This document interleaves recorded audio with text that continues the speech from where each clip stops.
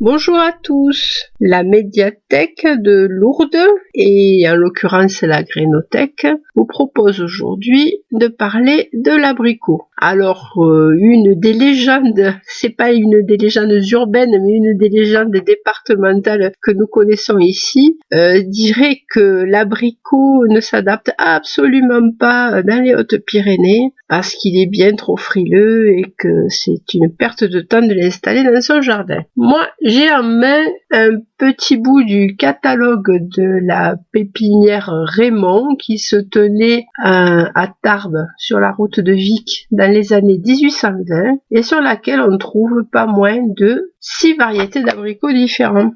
Alors ce que l'on perd un petit peu de vue, c'est que l'abricot est tout à fait capable de s'adapter à des climats froids. On en trouve en particulier dans le Ladakh, il fait partie des choses que les gens promènent séchées dans leur poche, et que c'est en fait par adaptation successive aux climats méridionaux qu'il a été affaibli et du coup incapable de s'adapter dans des climats de montagne. Une des autres raisons de l'échec de l'abricotier, outre le fait que l'on choisisse souvent des variétés à floraison trop précoce, c'est le porte-greffe. Il faut savoir que souvent, les abricotiers sont vendus greffés sur des pruniers et que si votre terrain n'est absolument pas favorable aux pruniers, même s'il est bien ensoleillé, vous aurez des grosses difficultés. Un beau jour, votre arbre va mourir d'apoplexie et vous direz « Mais oui, je le savais, mais c'est bien sûr, l'abricotier ne s'adapte pas dans les Hautes-Pyrénées ». Alors contrairement aux pommiers qui peuvent vivre très très vieux et qui peuvent faire des arbres gigantesques, l'abricotier, de même que le pêcher, a une durée de vie qui est assez limitée, dans les meilleurs cas 20 à 30 ans si vraiment on a beaucoup de chance, ce qui fait qu'on perd rapidement la mémoire de ces arbres une fois qu'ils ont disparu. En général, la fin de vie se traduit par des récolte très très abondante puisque l'arbre veut perpétuer son espèce à travers les noyaux. Mais au bout de quelques années, en fait, les gens ont complètement oublié qu'il y avait des abricotiers et vous soutiendront mordicus que non, il n'y en a jamais eu dans le village. Moi, j'ai eu le cas déjà dans mon entourage. Par contre, vous trouverez pas mal de gens qui vous raconteront émerveillés que dans le jardin de grand-mère, il y avait un abricotier qui donnait des confitures absolument délicieuses et ils en ont un souvenir ému. Donc, abricotier, c'est possible. Alors ce que je pense, mais ça n'engage que moi, je ne veux pas avoir de procès, c'est que déjà il va falloir éviter les abricots qui sont extrêmement spécialisés à certaines régions. Je pense en particulier à tous les abricots du Roussillon, le rouge de Roussillon, le canino, qui ont tellement changé de génétique qu'en fait, non seulement ils ne peuvent plus s'adapter que dans la région du Roussillon, enfin c'est là où ils s'adaptent le mieux, mais surtout il commence à y avoir des problèmes de rejet sur les porte-greffes parce qu'ils sont vraiment devenus très différents des abricots du départ. Alors comme souvent, je suis allée farfouiller dans les ouvrages anciens puisque on trouve pas mal de documentation et de façon de cultiver les arbres. J'ai découvert en particulier que pour les abricotiers qui avaient un bois assez souple, on pouvait tout à fait les palisser contre un mur. Et les palisser, ce que l'on appelle à la diable, c'est-à-dire comme l'abricotier n'a pas une croissance régulière, on attache sur le mur les branches en fait comme elles viennent. Il existait au 19e siècle et au début du 20e une façon d'attacher les arbres de façon à ne pas les blesser. Ça se faisait souvent sur un mur plâtré, c'était le palissage à la loque. La loque, c'était des morceaux de tissu qu'on déchirait de façon à faire des lanières. On plantait un gros clou dans le mur et puis on y attachait la loque donc et à cette loque on attachait la branche de l'arbre qu'on voulait plaquer contre le mur. C'était une façon d'éviter le gel, surtout que au-dessus on mettait des genres d'auvents avec des paillassons, ce qui permettait cultiver des arbres fragiles jusque dans la région parisienne. Mais au-delà de ça, il y avait aussi des variétés qui étaient tout à fait adaptées au froid. Et en regardant ces vieux ouvrages qui datent du milieu du 19e siècle et du début du 20e siècle, on trouve des abricots qui, par exemple, ont été créés dans la Tchécoslovaquie. Je ne sais pas comment ça s'appelait à l'époque parce que c'est un pays qui a été beaucoup modifié. Je fais référence ici au sucré de Holub. Alors, monsieur Holub, il était jardinier dans un château et c'était souvent comme ça qu'on obtenait les arbres. C'était des semis qui donnaient naissance à de nouveaux individus. Et le sucré de Holub, donc créé par monsieur Holub, c'est un abricotier qu'on peut tout à fait envisager en zone de montagne. Vous trouverez aussi dans ces vieux ouvrages l'abricot pêche de Nancy. Bon, Nancy, c'est pas un pays chaud non plus, hein. Ainsi qu'un abricotier que l'on appelle le polonais.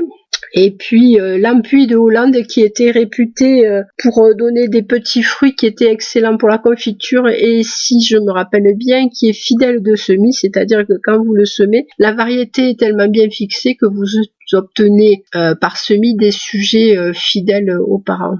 Un des abricots qui méritera notre attention, c'est le louisé. Alors ça s'écrit avec un Z.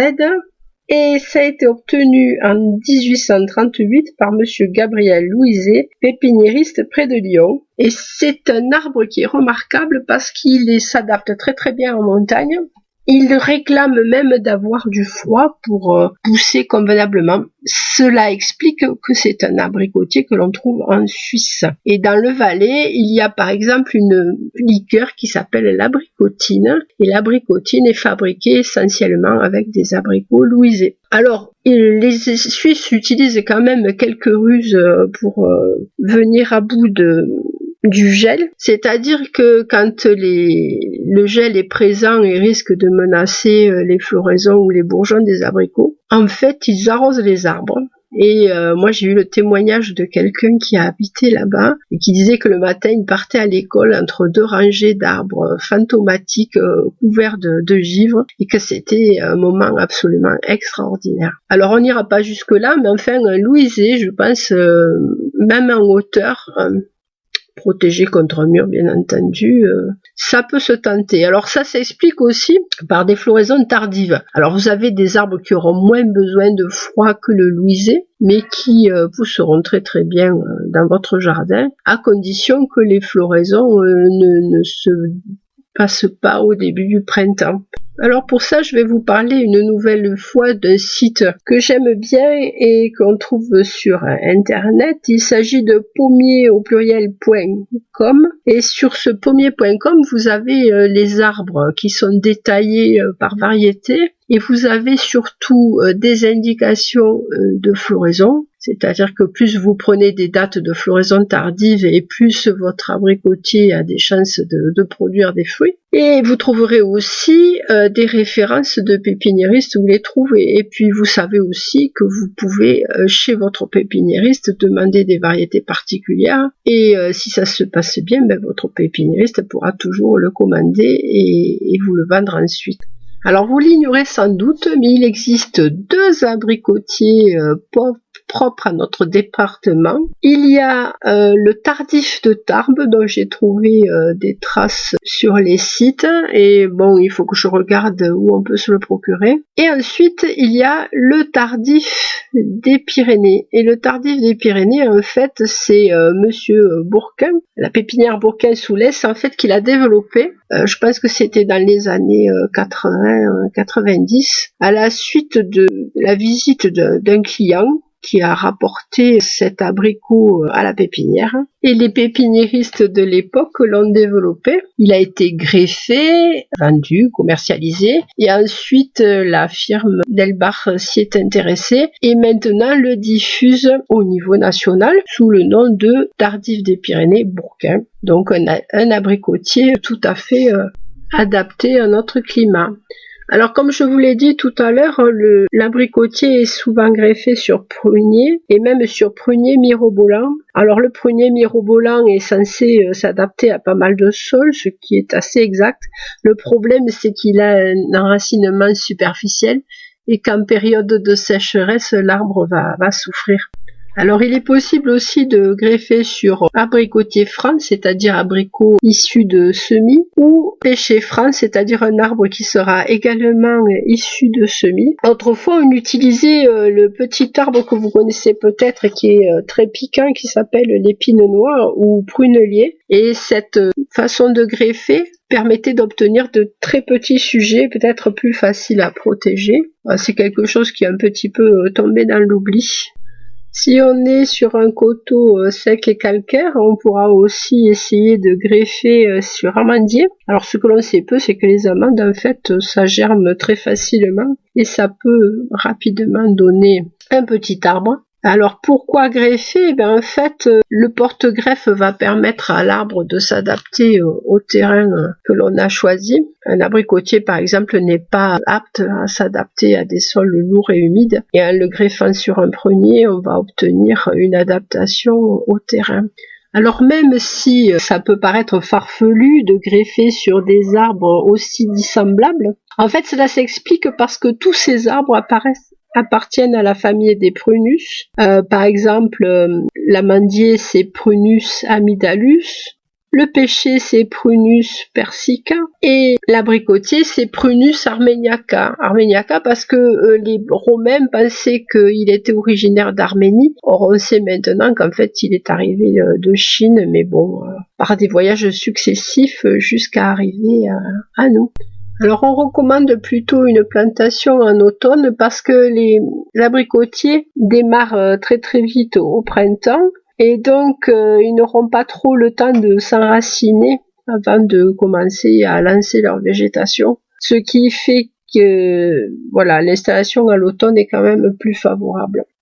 L'abricotier est auto-fertile, ce qui vous permet de n'avoir qu'un individu dans le jardin. Donc, comme je disais tout à l'heure, un mur ensoleillé, c'est quand même pas mal.